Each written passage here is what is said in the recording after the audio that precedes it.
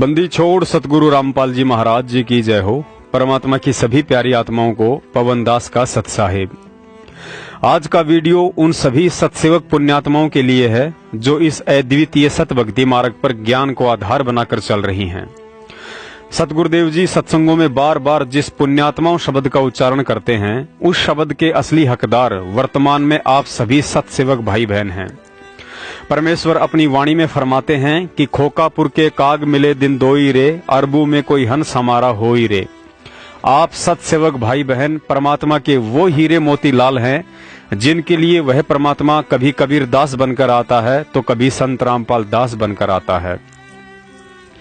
क्योंकि आज आप सभी पुण्यात्माओं ने फर्जी सारनाम की लूट में शामिल ना होकर जो धैर्य, संयम और एक विवेकी भगत होने का परिचय दिया है, उससे यह सिद्ध हो जाता है कि हमें सारनाम के नहीं बल्कि अपने प्राण प्रिय सतगुरु की जरूरत है। और जिस दिन परमेश्वर हम तुच्छ सत्सेवकों को सारनाम के लायक समझेंगे तो जेल से आने के बाद आश्रम में या वह समर्थ परमात्मा प्रकट होकर भी दे देगा, जिस प्रकार काशी में प्रकट होकर मीराबाई जी को दिया था। पुण्यात्माओं, यकीन करना, पिछले 5 साल से काल एजेंट सतलोक आश्रम मैनेजमेंट और सतगुरु के एजेंट सत्सेवकों के बीच ज्ञान आधार से जो लड़ाई लड़ी जा रही है, वर्तमान का समय उस लड़ाई के परिणाम और फाइनल छटनी का वक्त था। और मुझ दास को बेहद खुशी तो इस बात की है कि आप सत्सेवकों ने हंस वाले उदाहरण को चरितार्थ कर दिया कि एक ही सरोवर पर हंस भी रहता है और बगुला भी।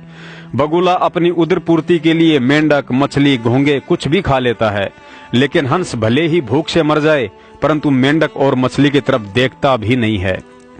सतगुरु कहलाने वाला महापुरुष कोई बच्चा या अकल का कच्चा नहीं होता है, वह तो स्वयं पूर्ण परमात्मा होता है। पलक झपकते ही 16 संकोश की दूरी तय कर लेने वाला समर्थ सतगुरु पिछले 5 वर्षों से हिसार जेल में मौन धारण करके संगत का यही तो झाड़ा ले रहा था कि इस भीड़ में अभी कितने बगुले हैं और कितने हंस हैं। पुण्यात्माओं, गैर पुरुष से अपने पेट में बच्चा डलवाने वाली औरत को वेश्या की संज्ञा दी जाती है, जिसका कोई दीन, धर्म और ईमान नहीं होता है। सारनाम का दान करने का एकमात्र अधिकारी सतगुरु स्वयं ही होता है। सारनाम का दान करने से पहले वह अपने भगत की 100 परीक्षाएं लेता है, और जब उसे लगेगा कि यह आत्मा सारनाम के योग्य हो चुकी है, तभी सतगुरु इस गुप्त मंत्र का दान करता है। सारनाम अब्राहिम सुल्तान अधम बलक बुखारे का बादशाह था, उसने घर त्याग दिया। परमात्मा ने कहा था, बेटा जा बेशक तो अपना राज्य भी कर, भक्ति कर। तो उसने कहा, नहीं पिता, नहीं परमात्मा, अब तो बच्चे संभाल लेंगे, वो सियाने हो गए, अब उस नरक में नहीं जाया जा सकता, और मुझे अपनी लकड़ी तोड़ कर बेच करके मैं अपना व्यवस्था कर लूंगा। करना तो पड़ेगा काम, लेकिन यहां कर लूंगा, अपनी मजदूरी करके अपना पेट निर्वाह करके अपनी भक्ति करता रहूंगा। तो उसने ऐसा ही कि एक झोपड़ी डाल ली, जंगल में लकड़ी तोड़ लावे, बेच आओ बस बाजार में, और बैठ कर अपना 5-4 दिन उन खा ले, फिर एक दिन एक इठड़ी, एक बंडल फिर तोड़ के डाल जाओ। इस तरह अपनी भक्ति कर रहा था। प्रथम मंत्र दिया, फिर सतनाम दिया प्रभु ने, फिर सारनाम के लिए, क्योंकि सत्संग में सुनता रहता था, फिर कहा भाई सारनाम भी दिया जाएगा, सारनाम के बिना मोक्ष नहीं हो सकता। तो वो सारनाम के लिए प्रार्थना करता था, प्रभु आपका दास सारनाम के योग्य हो गया हो तो देख ला प्रभु, कृपा करना, आपके दास पर बहुत अधीन हो गया था। परमात्मा ने कहा, भी अवश्य बेटा, नाम जब तुम योग्य हो जाएगा अवश्य नाम देंगे। तो एक दिन प्रभु ने कहा, भी तुमको सारनाम दिया जाएगा, आप ऐसे ऐसे उस दिन वहां आना हमारे पास आश्रम में, या जैसे भी कोई स्थान निहित किया।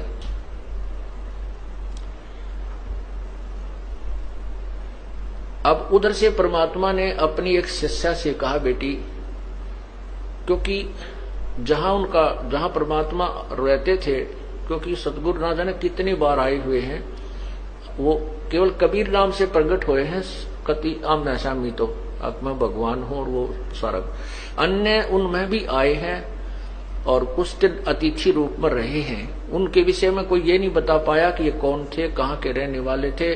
प्रश्न करा करते थे भी आप कौन हो, कहते संतों के बारे में ज्यादा नहीं खोजबीन नहीं करनी चाहिए।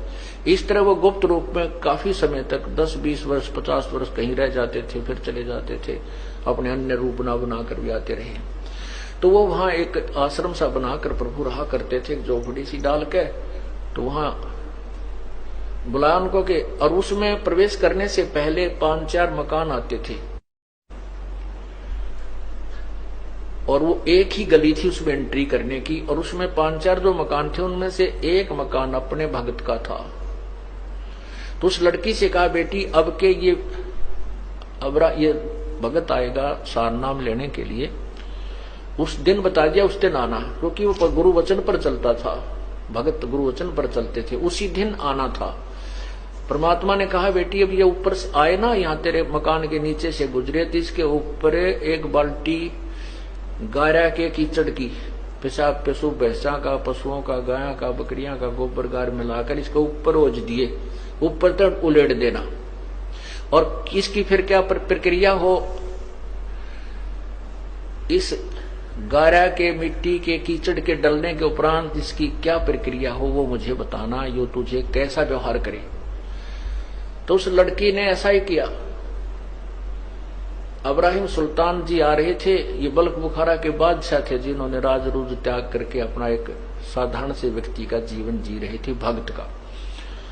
अब जैसे आपको बताया था कि विकार मरे मत जानियो जो भूबल में आग, बहुत अधीन था, नम्रता भी बहुत थी, आता था सत्संग में जब भी, जी साहब, जी सर। अब ये तो परीक्षा होगी, जब पता चलेगा हम कितने नम्र हैं, कितना क्रोध और काम और लोभ त्याग गया है, जब सामने चीज होगी जो पता चलेगा। तो वो आ रहा था, उस लड़की ने वो एक काम किया, ऊपर तक वो पूरी बाल्टी ठोक दी उसके ऊपर, और तब उसने नुक्कती ला करके देखा ऐसे, तो बहुत गुस्से में कहने लगा कि यदि आज मैं राजा होता तुझे वो सजा देता दुनिया देखती। तेरी आंखें फूट गई हैं क्या, आते जाते नहीं दिखाई देते तुझे। अब वो लड़की थोड़ी सी देर के बाद नहा धो कर अपने वहां भी पहुंच गया आश्रम में। तब पूछा, बेटी वो किया आपने फार्मूला प्रयोग? बिल्हा जी किया। तो क्या प्रतिक्रिया हुई भक्त की? उसको नहीं पता था कि ये कभी राजा भी था, लड़की को नहीं मालूम था कि ये राजा था, क्योंकि वो नहीं बताता था।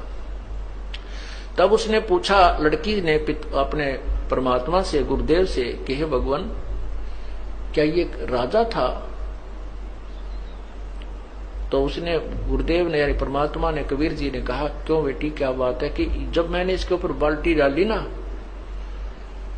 पानी का कीचड़ डाला, तो मेरे से खुद क्रोध में कहने लगा, यदि आज मैं राजा होता, अगर आज मैं राजगद्दी पर होता, राज्य ना छोड़ा होता, तो तुझे वो सजा देता, यहां संसार देखता। बेटा बेटी बस यही देखना चाहूं था मैं, इसकी नब्ज देखना चाहता था, ये तीसरे नाम के योग्य हुआ है कि नहीं। ठीक है बेटी, राजा था ये, और बहुत बड़ा राजा था, इसने बहुत ही कुर्बानी की है।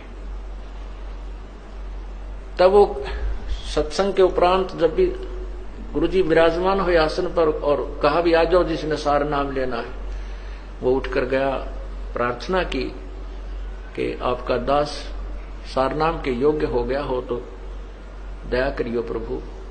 तो परमात्मा ने कहा, नहीं बेटा अभी तू राजा है, भक्त नहीं बना है। वो कहता, नहीं गुरुदेव नहीं, मैं तो बिल्कुल आपकी कृपा से, आपके कहने से ही उसी दिन से राज को त्याग दिया है मैंने। परमात्मा बोले, नहीं मैं जो कह रहा हूं वो सही है, तू राजा है। और फिर कहता, नहीं जी आप, नहीं जी बिल्कुल नहीं। तो कहते हैं, गुरु के सम्मुख वचन नहीं कहे, सो से रहनी गहनी सुख ले। यह भी उसकी कमजोरी थी, ये कहना कि नहीं जी नहीं जी, जो गुरु जी कहे कहा जी जरूर, कोई उसको गहराई से सोचे कहां बोल रहे हैं संत।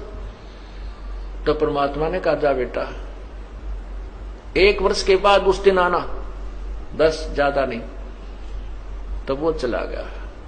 वो सोच गया भाई बात कोई गड़बड़ जरूर हुई है, गुरुजी ने मुझे ऐसा कैसे कहा। फिर अपने अंदर टटोला, झांक गया, अपने अंदर झांका, वो मेरे से ऐसी कौन सी गलती हुई, मैंने ऐसा कौन सा काम कर दिया, ऐसी क्या बात हुई। खूब सोचा साची करता करता, कभी ना कभी तो दिमाग में आती है वो गलती की, सामने तो आवेगी घूम फिर के। तो उसके मन में आया, हो ना हो उस दिन उस बहन ने कीचड़ डाला था, कहीं मैंने उसको कुछ कह दिया। फिर उसने सोचा गुरुजी को क्या पता, फिर वो काल घुमा दे। कहने का भाव यह है, 1 वर्ष में उसको इतनी तड़फ लगी सार नाम प्राप्ति की, और ज्यादा तड़फा, रोया, ये भगवान मैं पापी आत्मा हूं, जिस परमात्मा के पाने के लिए मैंने घर भी छोड़ा, सब कुछ त्याग दिया, और वही नहीं मिला मुझे नीच को, तो ये जीवन व्यर्थ हुआ। तो बहुत विनम्र हो गया, अंतःकरण के अंदर बहुत ज्यादा विनम्रता, रोने से परमात्मा की ज्यादा भक्ति की।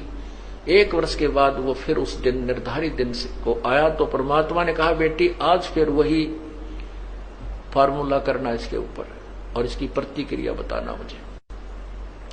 दूसरी बार जब वो आया, बल्ख बुखारे का बादशाह उसी स्थान से गुजर रहा था, उस लड़की ने ऊपर से उसी प्रकार वह कीचड़ डाल दिया। तब वो कहता है कि, तो वो लड़की कहती है भाई साहब मैंने दिखे को नहीं, आप दिखाई नहीं दी, माफ करना, कौन हो आप, और मेरे से गलती होगी, माफ करना। कहने लगा बहन ये कोई बात नहीं, ये तो मिट्टी के ऊपर मिट्टी ही डाली है, ये 5 तत्वों का शरीर भी मिट्टी है, ये भी कुबाड़ा है, आपने इसके ऊपर कुबाड़ डाल दिया, कोई बात नहीं, नहीं ना धो लूंगा, क्या बिगड़ गया इन कपड़ों का। इतनी विनम्रता उसके अंदर आई। तब वो परमात्मा के चरणों में पहुंचा। फिर तो उल्टा चला गया हो कि नदी नहर में जाकर नहाया धोया, कपड़े धोए, सुखा सुकू कर फिर आया। आना था उस दिन, तो चरणों में बैठ गया। तब लड़की से पूछा परमात्मा ने, बेटी आज क्या गतिविधि थी उस भगत की। आज उसने जी ऐसे ऐसे कहा कि कोई, मैंने तो कहा भाई साहब गलती होगी, मैंने दिखाई नहीं दी, माफ करना। वो कहने लगा नहीं कोई बात ना बहन, माटी पर माटी ये तो डाली है, इससे क्या फर्क पड़ गया, मिट्टी पर मिट्टी ही डाली है, अब धो के नहा धो के आ जाऊंगा, क्या फर्क पड़ गया।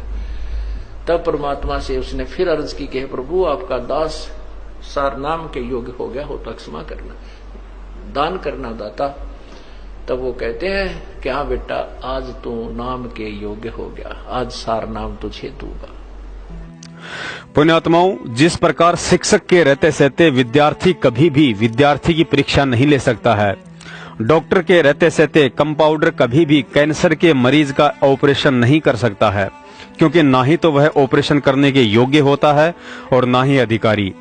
और जो मंदबुद्धि प्राणी इतना तत्व ज्ञान लेने के बावजूद भी यदि अपने सतगुरु की आस छोड़कर एक 2 कौड़ी के जीव से सारनाम ले रहा है और वह भी फर्जी, तो समझो उनकी स्थिति तो उस गणिका से भी गई गुजरी है जो गैर पुरुष से नाजायज संबंध बनाकर संतान उत्पत्ति चाहती है।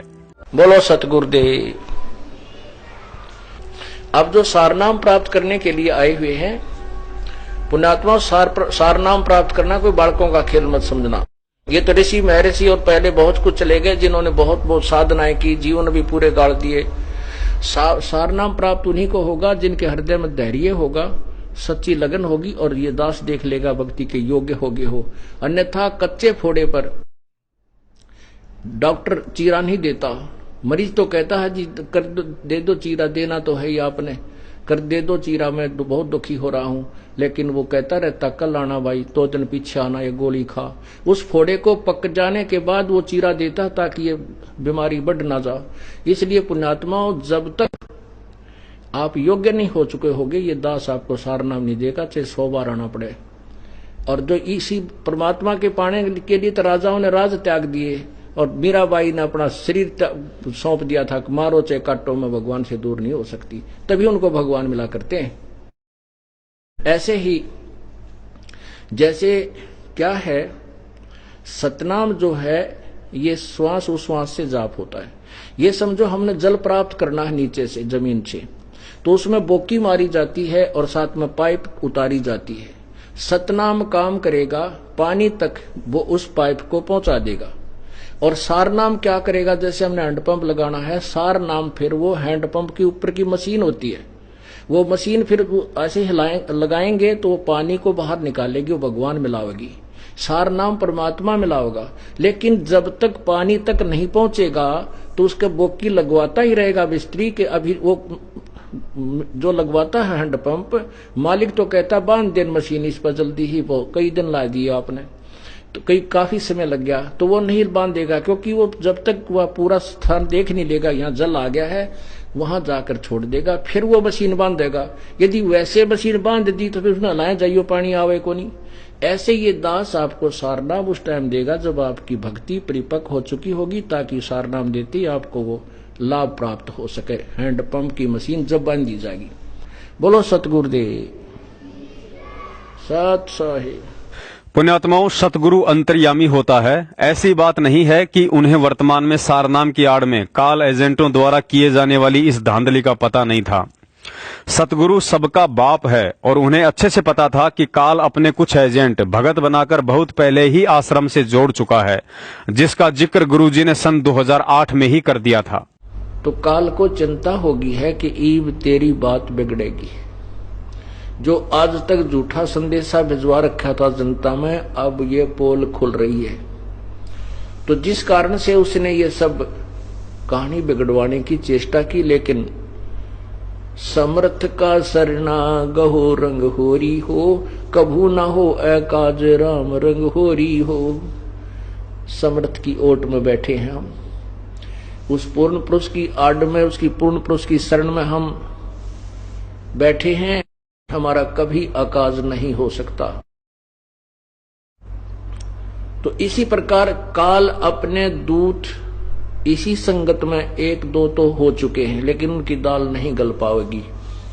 जनता बहुत सियानी बना दी हमने, अपने श्रद्धालुओं को तोते की तरह रटा दिया है ये ज्ञान। अब उन दुष्ट आत्माओं से औरों को भी बचाएंगे और आप भी दूर रहेंगे। पुण्यात्माओं, समझदार को संकेत ही काफी है। वो दो काल दूत कोई और नहीं बल्कि स्वयं गुरुजी का छोटा भाई महेंद्र और बलजीत लहरी है। क्योंकि पवन, संजय या रामचंद्र जी ने तो नामदान 2008 में नहीं बल्कि 2013 में लिया था। आप सभी सत्सेवक भाई बहनों पर पहले से ही परमेश्वर ने बुद्धि और विवेक की दया बख्श रखी है, इसलिए दास को ज्यादा समझाने की जरूरत नहीं पड़ती है। बाकी इतना अवश्य कहूंगा कि जागती हुई संगत को अपने शिकंजे से निकलता हुआ देख उन्हें वापस बेहोश करने का सतलोक आश्रम मैनेजमेंट हरियाणा का आलू टमाटर की तरह यह फर्जी सारनाम बांटने का हथकंडा अंतिम और घटिया षड्यंत्र है। और इस षड्यंत्र में वही मंदबुद्धि लोग गुड़ पर मक्खी की तरह चिपटकर अपना कर्म और पतिव्रता धर्म बिगाड़ रहे हैं, जो कभी सतगुरु के थे ही नहीं। लेकिन आप सत्सेवकों के एक बार भी मन में नहीं आया कि हम भी रोहतक जाकर सारनाम ले लें। वास्तव में आज आप भक्तों ने गुरुजी को हृदय से खुश कर दिया है। पुण्यात्माओं, इसी का नाम नुक्ता है। नुक्ता मतलब भगत की कोई ऐसी विशेष सेवा या क्रिया जिससे यदि सतगुरु प्रसन्न हो जाए तो एक साथ अपनी उस प्यारी आत्मा के करोड़ों काल बंधन काट डालता है। परमेश्वर की वाणी भी है कि नुक्ते ऊपर रीजे गारे तेरे करोड़ कर्म जल जाएं। आप सत्सेवकों ने हजारों बुद्धिहीनों की भीड़ से हटकर ये साबित कर दिया है कि आप ही वो पतिव्रता आत्मा हैं जिनके विषय में गुरुदेव ये वाणी सुनाते हैं कि पतिव्रता जमी पर ज्यों ज्यों धर है पाव, समर्थ झाड़ू देत है ना काटा लग जाओ। सारनाम की दया सतगुरु अपनी किन आत्माओं पर बख्शता है, इसका जिक्र परमेश्वर ने दास से पिछली वीडियो में करवा दिया था। पुण्यात्माओं, आपने एक कहावत तो सुनी ही होगी कि बंदर के हाथ में हांडी। हांडी उस मिट्टी के पात्र को कहते हैं जिसके ऊपर पहले के समय में खिचड़ी आदि पकाई जाती थी, जो धीरे धीरे नीचे से काली हो जाती है। अब ये फर्जी सारनाम की हांडी लेकर कुछ बंदर अपना तो मुंह काला करेंगे ही करेंगे, साथ में सतगुरुदेव जी पर भी बेवजह बदनामी के दाग लगवाएंगे। क्योंकि गुरु मर्यादा से दूर होने के कारण अब इन फर्जी सारनामियों के ऊपर जो कर्म के कहर टूटने शुरू होंगे, उसके बाद दुनिया भी तालियां पीटेंगी कि देखो ये हैं रामपाल के सारनामी भगत। दुनिया को तो सुखों की गारंटी देते हैं और खुद के ऊपर दुखों के पहाड़ टूट रहे हैं। पुण्यात्माओं, अध्यात्म में सीढ़ी दर सीढ़ी आगे बढ़ा जाता है। जिस प्रकार बच्चा जब तक पहली क्लास पास नहीं कर लेता है तब तक शिक्षक उसे आगे की क्लास में नहीं बैठाता है। ठीक इसी प्रकार जब तक भगत की प्रथम मंत्र और सतनाम की कमाई पूरी नहीं हो जाती है, तब तक सतगुरु उसे सारनाम नहीं देता है। सतगुरुदेव जी कहते हैं, जेता अंजन आचिए चिश्मियों में दी खंत, अर्थात आपके अंदर भक्ति प्रवेश हुई है या नहीं, इसका सबसे बड़ा पैमाना गुरुजी ने बताया कि आपकी आंखों के सामने काले काले से धब्बे दिखाई देने लग जाएंगे, और यदि नहीं दिखाई देते हैं तो समझो अभी आपने बहुत सेवा सुमरिन और दान धर्म की जरूरत है। अब उसका क्या आपको प्रमाण दें? जैसे जो भक्त इस दास से उपदेशी हैं, परमपिता की यथार्थ भक्ति कर रहे हैं, उनकी आंखों के सामने कुछ भक्ति के लक्षण दिखाई देते हैं। ऐसे सूक्ष्म हैं, वो तार से दिखाई देंगे, कुछ और भी बहुत सी ऐसे नजर आएंगे। वो इतने सूक्ष्म होते हैं, वो आपके भक्ति के परिणाम है, लक्षण है। आपकी कितनी भक्ति बढ़ गई है वो उसका वो समझ लो पैमाना है। और वो इतना सूक्ष्म है कि आप जैसे बस में बैठे हो या गाड़ी में बैठे हो अपनी कार में, और शीशा बंद हो, उस ग्लास से देख रहे हो तो शीशे के बाहर भी दिखेगा आपको, यानी शीशे को भी पार कर जाता है। और अंदर देखोगे तो यहाँ निकट से निकट भी बहुत छोटा भी हो जाता है। तो इस टाइप का सूक्ष्म शरीर होता है, जो यहाँ की दूरबीन सूक्ष्मदर्शी या फोटो कैमरे में नहीं आ सकता। वो सूक्ष्म ऐसा होता है शरीर। तो पुण्यात्माओं, कई भक्त, कई बहन भाई चिंतित हो जाते हैं। दास बहुत बार समझाने की चेष्टा करता है, ध्यान रखा करो, एक दूसरे को बता भी दिया करो अगर कोई इस शंका में हो कि मेरी आंखों के सामने पता नहीं क्या दिखता है। डॉक्टर के पास गया, डॉक्टर कहने लगा ऑपरेशन करवा ले, और डॉक्टरों के पास क्या है, ऑपरेशन करवा ले, वह धुंधला दिखा, धुंधला नहीं दिखता। वो हम देखेंगे ऐसे जैसे कोई मच्छर सा घूम रहा है, कोई मक्खी घूम रही है, ऐसे काले काले से कुछ और तरह के भी।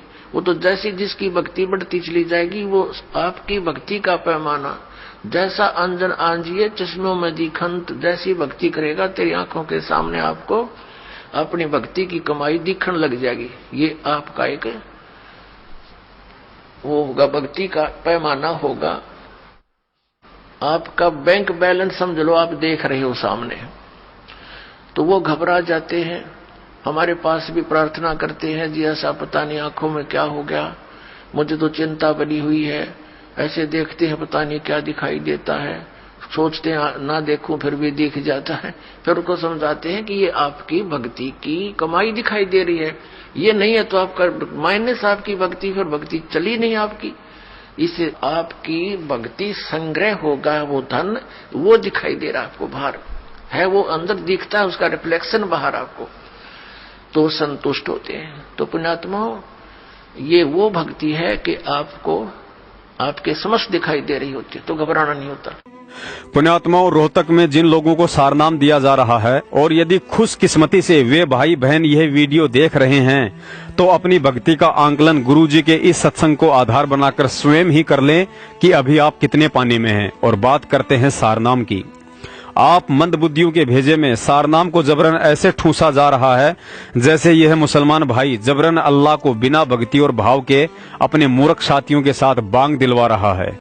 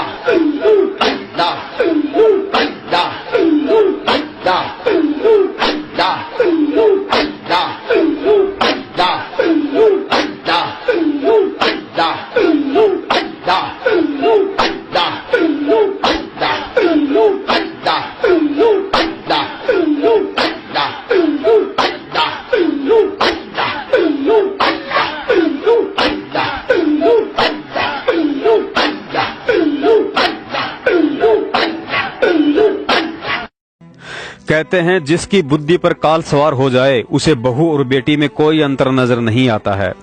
सारनाम की तो छोड़िए, इन काल एजेंटों ने तो सारनाम से ऊपर सार शब्द देने के लिए भी भोली संगत से फार्म भरवाने शुरू कर दिए हैं।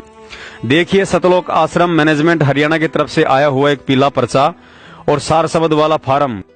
पुण्यात्माओं, सार शब्द क्या चीज है, कब, कैसे और कहां मिलता है, इस बात की जानकारी आपको स्वयं सतलोक आश्रम मैनेजमेंट हरियाणा अर्थात राष्ट्रीय समाज सेवा समिति के महासचिव मास्टर बलवान जाखड़ के मुख कमल से सुनवाते हैं। मास्टर बलवान जाखड़ ने आज से लगभग 5 महीने पहले मदन पंथ के ऊपर एक वीडियो बनाकर सा न्यूज चैनल के माध्यम से यूट्यूब पर डाला था, जिसमें बलवान जाखड़ कबीर साहिब जी की वाणी का प्रमाण देकर कह रहे हैं कि सार शब्द तो शरीर छोड़ने के बाद 12वें द्वार को पार करके सुरती कमल में दिया जाता है। आइए देखिए कबीर साहिब के ज्ञान में और मदनपति जी के ज्ञान में कितना अंतर है। हम इसको तुलनात्मक तरीके से बताएंगे। मदनपति जी तथा उनके प्रचारक कहते हैं कि सार शब्द 10वें द्वार, जिसे ब्रह्मरंध्र कहते हैं, के ठीक ऊपर शरीर में मिलेगा। कबीर साहिब जी कहते हैं सार शब्द शरीर के बाहर 12वें द्वार के ऊपर सुरती कमल में है। इनके ग्रंथ सत्यनाम नाम प्रकाश टीका के 89 पेज पर लिखा है कि 10वां द्वार गुप्त है, ब्रह्मरंध्र है ठोर, तहवां सुरती लिप्त करो दे तजो फिर और।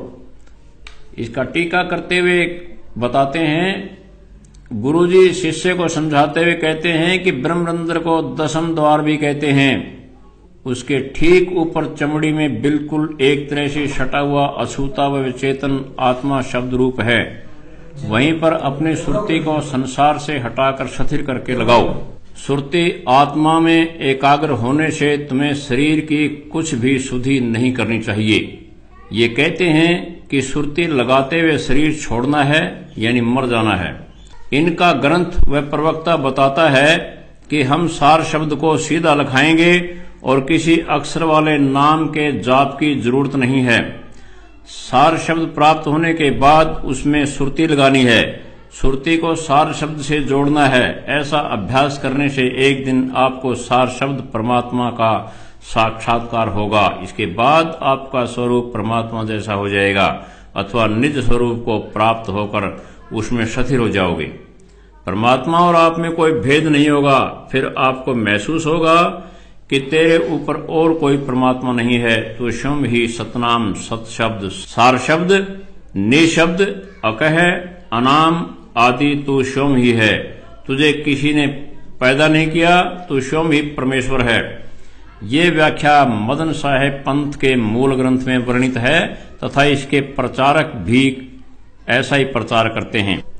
यही इनके ज्ञान का सार है। ये कहते हैं कि ब्रह्मरंध्र ही 10वां द्वार है। उसके ठीक ऊपर चमड़ी में एक तरह सटा हुआ अछूता वह चेतन आत्मा शब्द रूप है। उसमें अपनी सुरती लगाओ। इसी को ये सार शब्द कहते हैं। इसी में मरते समय तक सुरती लगाते रहोगे तो आपकी मुक्ति हो जाएगी। साथियों, ये इनके ज्ञान का निचोड़ है। इनको तो 10वें द्वार को खोलने का भी पता नहीं है, जबकि कबीर साहिब जी ने 12 द्वार बताए हैं। 12वें द्वार के पार सार शब्द है और ये 10वें द्वार में ही सार शब्द की उपलब्धि बता रहे हैं। इनको 10वें द्वार का भी ज्ञान नहीं है, तो 10वें द्वार को खोलने का ज्ञान कहां से होगा। पुण्यात्माओं, गधे की आंख में घी भी डालो तो यही कहेगा कि आंखें फोड़ेगा क्या। जिन मंदबुद्धि लोगों को फर्जी सार नाम देकर आगे सार शब्द देने के लिए फार्म भरवाए जा रहे हैं, दास का उन सभी महान आत्माओं से निवेदन है, एक बार इस महेंद्र भगोड़े के राइट हैंड मास्टर बलवान जाखड़ को फोन करके उससे पूछने की हिम्मत जरूर कर लेना कि भाई बलवान जाखड़, यदि सार शब्द शरीर त्यागने के बाद 12वां द्वार पार करके सुरती कमल में दिया जाता है, तो फिर हम गधों से जीते जी सार नाम के फार्म भरवाकर क्यों गधे से खच्चर बनाने जा रहे हो। पुण्यात्माओं, यदि सतगुरु रामपाल जी महाराज जी ने काल एजेंट सतलोक आश्रम मैनेजमेंट हरियाणा की तरह गधे, घोड़े और खच्चर सभी की पीठ पर सार नाम का बोरा लादना होता तो बरवाला कांड से पहले आश्रम में ही लाद दिया होता। दूसरी बात, गुरुजी ने बताया कि सारनाम प्राप्ति के लिए आपको रह रहकर अपने सतगुरु से प्रार्थना करनी पड़ती है। इस नाम को प्राप्त करने के लिए हृदय में एक विशेष कसक और तड़प बनानी पड़ती है। लेकिन जिन लोगों को रोहतक में सारनाम दिया जा रहा है उन्होंने कभी किसी से ऐसी कोई प्रार्थना नहीं की थी और ना ही सारनाम के लिए उनमें कोई तड़प थी। उन्हें तो सुबह सुबह अपने व्हाट्सएप पर कॉल एजेंटों की तरफ से भेजा गया एक पीला पर्चा दिखाई दिया जिसमें लिखा था कि 31 दिसंबर 2013 से पहले जिन भक्तों को सतनाम मिल चुका है उन्हें सारनाम दिया जाएगा। मतलब बिना प्यास और पानी की तड़प के जबरन किसी व्यक्ति के मुंह में नींबू सोडा शिकंजी का गिलास ठूंसा जा रहा है। फर्जी सारनाम की लूट में मदहोश भगत भाई बहन जरा ध्यान दें। अभी तक प्रथम मंत्र की कमाई से आपके शरीर का एक भी कमल खुला नहीं और चले रोहतक में सारनाम लेने। अभी तक सतनाम की कमाई से आपका सुषमना द्वार खुला ही नहीं और चले रोहतक में सारनाम लेने। अभी तक भक्ति के 16 श्रृंगार धारण करने की तो छोड़िए, 90% को भक्ति के 16 श्रृंगारों के नाम तक याद नहीं और चले रोहतक में सारनाम लेने। 90% को अभी अन्नदेव की आरती ना ही याद है और ना ही कभी करते हैं और चले रोहतक में सारनाम लेने। बरवाला कांड के बाद कभी पांचों यज्ञ किए ही नहीं और चले रोहतक में सारनाम लेने। कुछ तो ऐसे हैं जिन्हें मंगलाचरण भी पूरा नहीं आता है और चले बाबूजी रोहतक में सारनाम लेने। हाल ही 24 सितंबर 2019 को एक और नया पीला पर्चा यानी मंदबुद्धि भक्तों के गुरुजी महेंद्र भगोड़े की तरफ से एक नया फरमान आया है कि जो भगत 18 नवंबर 2014 को बरवाला कांड में या उस दिन जंतर मंत्र पर उपस्थित थे उनकी 29 सितंबर 2019 तक जल्दी से जल्दी लिस्ट बनाई जाए। गुरुजी के आदेश से उनको सारनाम दिया जाएगा। मतलब पहले 31 दिसंबर 2013 वालों को सारनाम का आदेश आया था। अब 14 नवंबर 2014 के दिन जो भगत पुलिस वालों को पत्थर मार रहे थे, उन्हें मां बहन की गालियां दे रहे थे, उन्हें भी सारनाम की उपाधि से नवाजा जाएगा।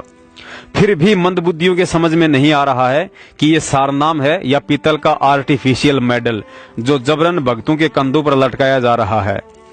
पुण्यात्माओं गौर करना, आज से 10 दिन पहले दास को किसी भगत भाई ने सतलोक आश्रम मैनेजमेंट का एक पीला पर्चा भेजा था जिस पर लिखा हुआ था कि चंडीगढ़ और डेरा बस्सी की संगत को सूचित किया जाता है कि डेरा बस्सी के कोऑर्डिनेटर व नामदान संचालक सोहन लाल ने मदन पंथ से नाम दीक्षा ले ली है। सोहन लाल से सारी सेवाएं छीनी जा चुकी हैं, अब कोई भी भगत उसके संपर्क में ना रहे। पुण्यात्माओं विचार करना, सोहनलाल डेरा बस्सी वाले का मदन पंथ में जाने का विचार ऐसा तो है नहीं कि उसे रात को ही मदन पंथ का पता चला हो और सुबह जाकर नाम दीक्षा ले ली हो। इस सोहनलाल डेरा बस्सी वाले की मर्यादा आज से 6 महीने पहले ही खंड हो चुकी थी और उसी दिन दास ने संगत में इसके साथ बातचीत की एक ऑडियो वायरल कर दी थी कि सोहनलाल आपके लक्षण बता रहे हैं कि आप मदन पंथ की गंदगी में नाक रगड़ने जाओगे और 50-60 अन्य आत्माओं का भी धर्म कर्म नष्ट करोगे, क्योंकि यह व्यक्ति भक्ति का नहीं बल्कि मान बढ़ाई का भूखा है। मदन पंथ वालों ने इसे चंडीगढ़ का महंत बनाने का प्रलोभन दे दिया होगा, क्योंकि अंधे को कुछ चाहिए तो सिर्फ 2 आंखें। वैसे भी रंभदूत मदन पंथ में तो ढोलक पेटी बजाने वालों की वैकेंसियां निकलती ही रहती हैं और सोहनलाल इन दोनों विद्याओं में पहले से ही पारंगत था। पुण्यात्माओं विचार करना, कबीर साहेब जी ने कबीर पंथ चलाया था, लेकिन इस पंथ का तो नाम ही मदन पंथ है। ना ही तो इस मदन पंथ का कबीर पंथ से नाम का मेल है और ना ही किसी भक्ति क्रिया का। पुण्यात्माओं यकीन करना, ये नितिन रायजादा भी सतगुरु रामपाल जी महाराज जी का ही बच्चा है, लेकिन काल ने इसे मान बढ़ाई और अहंकार की भांग पिलाकर अपने ही बाप के खिलाफ मोहरा बनाकर खड़ा कर दिया है। लेकिन कहते हैं ना कि बाप बाप ही होता है और बेटा बेटा ही रहेगा। सुनिए मदन पंथ के संचालक अर्थात नितिन रायजादा के बैकग्राउंड गुरु वैराग्य साहिब का ढोलक पेटी सत्संग, जिसके विषय में कबीर साहिब जी कहते हैं कि नाचे गाए किने ना मिलिया, जिन मिलिया तिन रोए, जे नाचे गाए हरी मिले तो कौन दुहागन होए। उसके बाद सुनिए मुझ पवनदास और सोहनलाल की ऑडियो।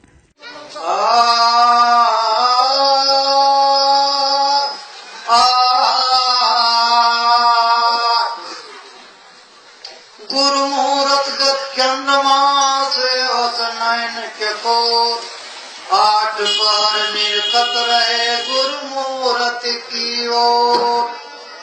ऐसे गुरु मुहूर्त की बलिहारी, ऐसे गुरु मुहूर्त की बलिहारी, ऐसे गुरु मुहूर्त की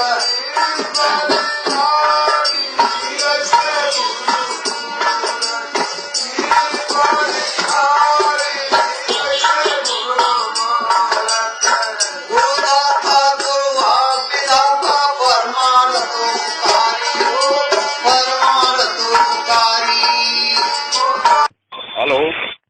साहेब। सत साहेब भगत जी, सत साहेब। भगत जी जो आपने मैसेज डाला ये सही है क्या? बिल्कुल सत्य है, झूठ है तो बताओ। मैं तो कह रहा हूँ भगत जी झूठ है, क्योंकि उनसे बात हुई थी, डेरा बस्ती वाले सोनलाल जी से बात हुई थी। अच्छा। वो ये कह रहे हैं ऐसी कोई भी बात नहीं है, आए थे वो ज्ञान चर्चा के लिए, ज्ञान चर्चा हुई थी बस। कौन आया था ज्ञान चर्चा के लिए? कौन आया था? नितिन दास। तो अगर नितिन दास अगर ज्ञान चर्चा करने के लिए वहां गया था तो उससे बड़ा महामूर्ख व्यक्ति फिर कोई दुनिया में नहीं है। क्योंकि जो व्यक्ति अपने यूट्यूब चैनल पे संत रामपाल जी महाराज जी के ज्ञान को दिखा दिखा के ये कहता है और अपने स्तर पे वो ये साबित कर चुका है कि उनका ज्ञान फर्जी है और संत रामपाल जी महाराज जी काल के दूत हैं, तो फिर वो किनसे ज्ञान चर्चा करने गया था? क्या उसको पता नहीं कि सामने वाले के पास वो संत रामपाल जी महाराज जी का ज्ञान है? मेरी बात सुनो, वो तो आपको भी आप बुलाओ तो आपके पास भी आता है। तो वो तो मूर्ख व्यक्ति है। ऐसा व्यक्ति मूर्ख है जब उसको पता है कि सामने टोकरी में 1 किलो सेब रखे हो और वो सेब सड़े हुए हैं और वो दुनिया को बता रहा है।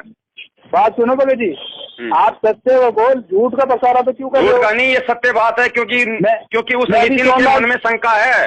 नितिन के मन में अपने मदन पंथ के ज्ञान को लेके अभी तक शंका है। देखो जो भी है, मैं अभी सोनलाल जी को लाइन पे ले लो लाइन पे, क्या दिक्कत है लेने में? ले। हाँ तो अभी मैं उनको लाइन पे लेता हूँ। बिल्कुल ले लाइन पे। ठीक है, चालू रहो। बिल्कुल चालू रहेगा।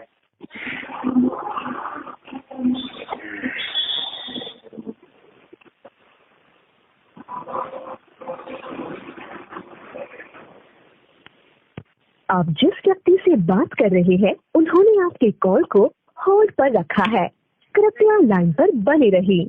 आप जिस व्यक्ति से बात कर रहे हैं उन्होंने आपके कॉल को होल्ड पर रखा है, कृपया लाइन पर बने रहिए। The person you are speaking with has put your call on hold. Please stay on the line. आप जिस व्यक्ति से बात कर रहे हैं उन्होंने आपके कॉल को होल्ड पर रखा है, कृपया लाइन पर बने रहिए। आप जिस व्यक्ति से बात कर रहे हैं उन्होंने आपके कॉल को होल्ड पर रखा है, कृपया लाइन पर बने रहिए।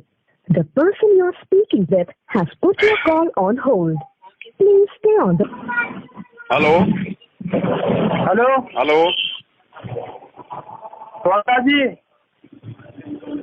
हेलो सोहनदास जी, सत्साई पवन दास बोल रहा हूँ जयपुर से। बड़े भाई बोलो, जुबान बंद मत करो, बोलो।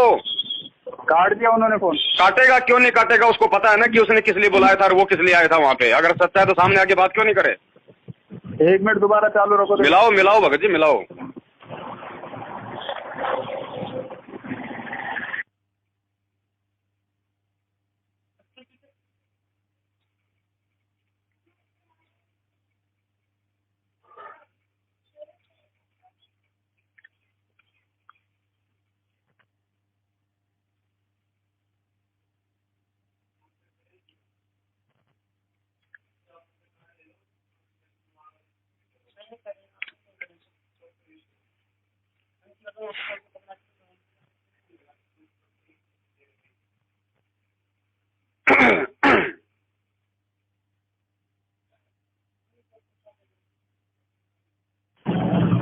हेलो बोलो। हाँ जी सत्साई जी, सोहनदास जी, जयपुर से पवन दास बोल रहा हूँ।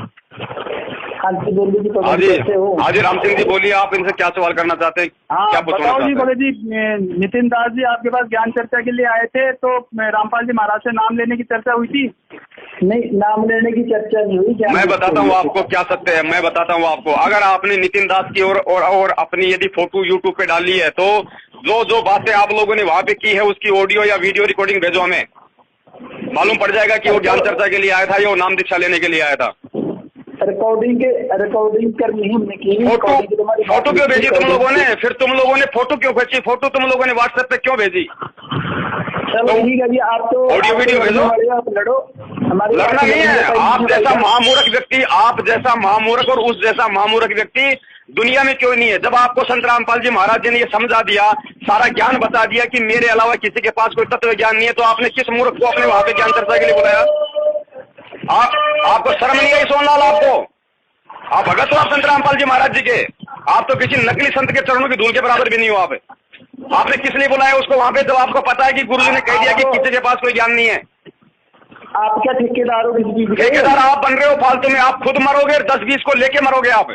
फिर क्या हो गया, मरेंगे तो मरोगे आप ये दास आपको बता रहा है, आप खुद डूबोगे, 10-15 को लेके डूबोगे आपने किसको ज्ञान चर्चा के लिए बुलाया? जो व्यक्ति संत रामपाल जी महाराज जी को काल का दूत कहता है, जो उनके ज्ञान को फर्जी घोषित कर चुका है अपने अज्ञान आधार से, आप उसके साथ बैठ के मीटिंग कर रहे हो?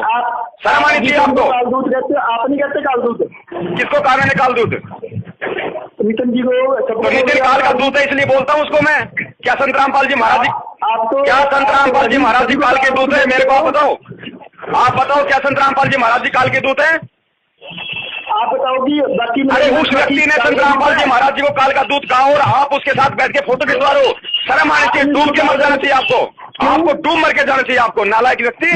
भक्ति करने का काहे की भक्ति करेगा? नालायक व्यक्ति है तू। तेरे गुरु को कोई काल का दूत कर रहा है और उसके साथ बैठ के तू वहाँ पे पार्टी कर रहा है, तू वहाँ पे चाय पी रहा है उसके साथ, डूब के मर जाना चाहिए तेरे जैसे व्यक्ति को। चाहे सबके साथ पी सकते हैं चाहे। व्यभिचारणी भक्ति कर रहा है तू, सबके साथ करना चाहिए, सबके साथ करना चाहिए। ये तेरी व्यभिचारणी भक्ति है, अनन्य भक्ति नहीं है। ये समझ जी बोलना बंद करो, आप जो सच्चाई है सच्चाई को समझने की कोशिश करो। कौन सी सच्चाई है बताओ ना मेरे को, कौन सी सच्चाई है? सच्चाई कौन सी है बताइए आप मेरे को।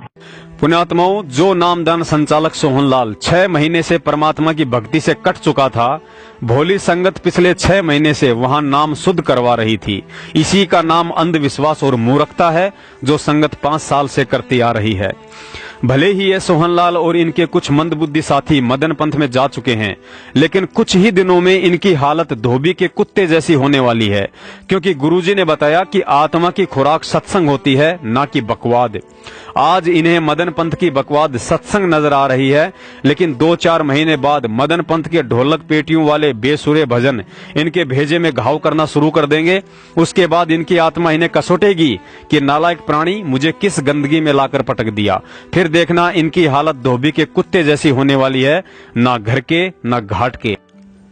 परमात्मा कहते हैं, गरीब कच्चा हीरा कृच होवे, नहीं सहे घन भार, ऐसा यह मन हो रहा लेखा ले करतार।